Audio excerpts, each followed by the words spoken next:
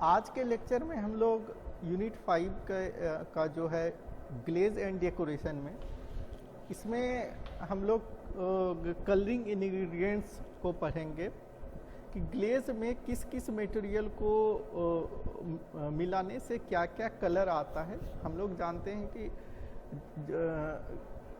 जब बॉडी को हम लोग ग्लेज करते हैं तो वो बॉडी एट्रैक्टिव हो जाता है। एट्रैक्टिव बॉडी बनाने के लिए हम लोग ग्लेज करते हैं, तो हमें अलग अलग कलर्स की बॉडी की ज़रूरत होती है।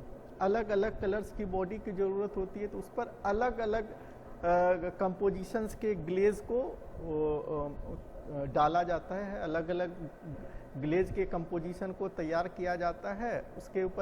उसके बाद उसका स्लिप को बना करके हम लोग उस बॉडी पे अप्लाई करते हैं और फाइनली फायर करते हैं। तो हमारा जो टारगेट प्रोडक्ट होता है वो जिस कलर का रिक्वायरमेंट होता है उसके अकॉर्डिंग हम लोग ग्लेज को के कंपोजिशन में या ग्लेज के बैच में उस कलरिंग मटेरियल्स को मिलाते हैं। तो मेन कलरिंग इंग्रेडिएंट्स का काम है कि जिस तरह का ग्लेज हमें फाइनल फायर होने के बाद चाहिए होगा उस तरह के कंपोजिशन को आइडेंटिफाई करना और जितना रिक्वायरमेंट है उसके बैच में उतना ऐड करना। ओके, तो कलरिंग इंग्रेडिएंट्स क्या होता है कि ग्लेज में डिज़ायर कलर पाने के लिए हम लोग कुछ स्पेशल ऑक्साइड्स को मिलाते हैं और इस ऑक्साइड्स को ही हम लोग कलरिंग इंग्रेडिएंट्स के नाम से जानते हैं। कुछ कलर्स और कुछ ऑक्साइड्स दिए गए हैं, जैसे कि हमें ग्लेज में यदि ब्लू कलर चाहिए, फायर होने के बाद जो बॉडी है हमारा ब्लू कलर दिखना चाहिए, तो हम लोग ग्लेज के कंपोजिशन में कोबाल्ट ऑक्साइड्स को डालते हैं। कोबाल्ट ऑक्साइड का केमिकल जो फॉर्मूला होता है COO होता है और इसको जनरली 3 to 5 weight% में डाला जाता है। तो किस तरह के हमें कलर चाहिए, कितना डीप या कितना लाइट चाहिए, उसके अकॉर्डिंग हम लोग इसके वेट को ऑप्टिमाइज करते हैं। उसी तरीके से यदि हमें प्रोडक्ट जो है वो ग्रीन कलर का चाहिए तो हम लोग क्रोमियम ऑक्साइड्स को डालते हैं।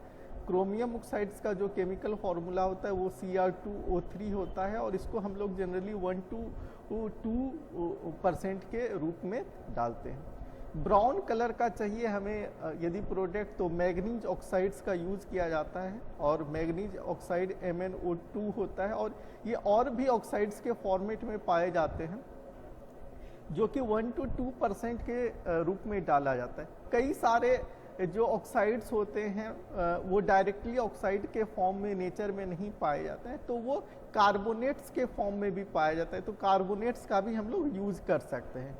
हम लोग जानते हैं कि कार्बोनेट्स को यूज़ करते हैं तो जब उसको हम लोग हीट करते हैं तो वो पहले ऑक्साइड्स में टूटता है और CO2 बन के बाहर निकल जाता है। येलो कलर का हमें प्रोडक्ट चाहिए तो हम लोग यूरेनियम ऑक्साइड्स को यूज़ करते हैं जो कि UO2 होता है और ये 1 to 2 weight% के रूप में यूज़ करते हैं।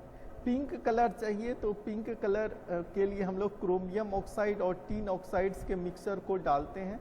क्रोमियम ऑक्साइड Cr2O3 होता है और टीन ऑक्साइड SnO2 होता है जो कि 1 to 2 weight% में यूज़ किया जाता है। रेड कलर के लिए हम लोग यूरेनियम ऑक्साइड्स के साथ लेड ऑक्साइड्स को डालते हैं जो कि 1 to 2 weight% के रूप में होता है।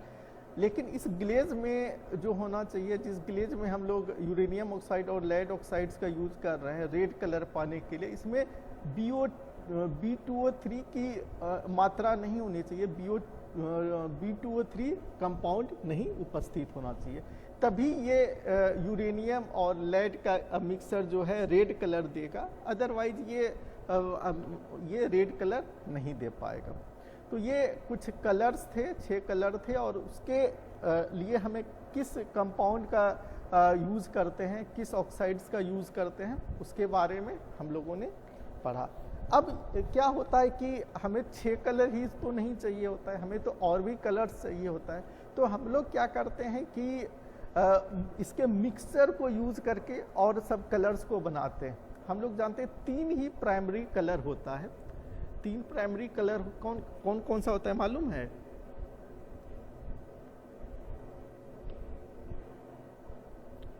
तो उस 3 प्राइमरी कलर को मिक्स करके हम टोटल 7 के 7 कलर को बना सकते हैं। तो इसमें भी 3 प्राइमरी कलर को मिक्स करके हम लोग और भी 7 कलर या और भी डार्क लाइट या उसके कंपोजिशन को एडजस्ट करके अलग अलग तरह के ग्लेज को बना सकते हैं। Thank you.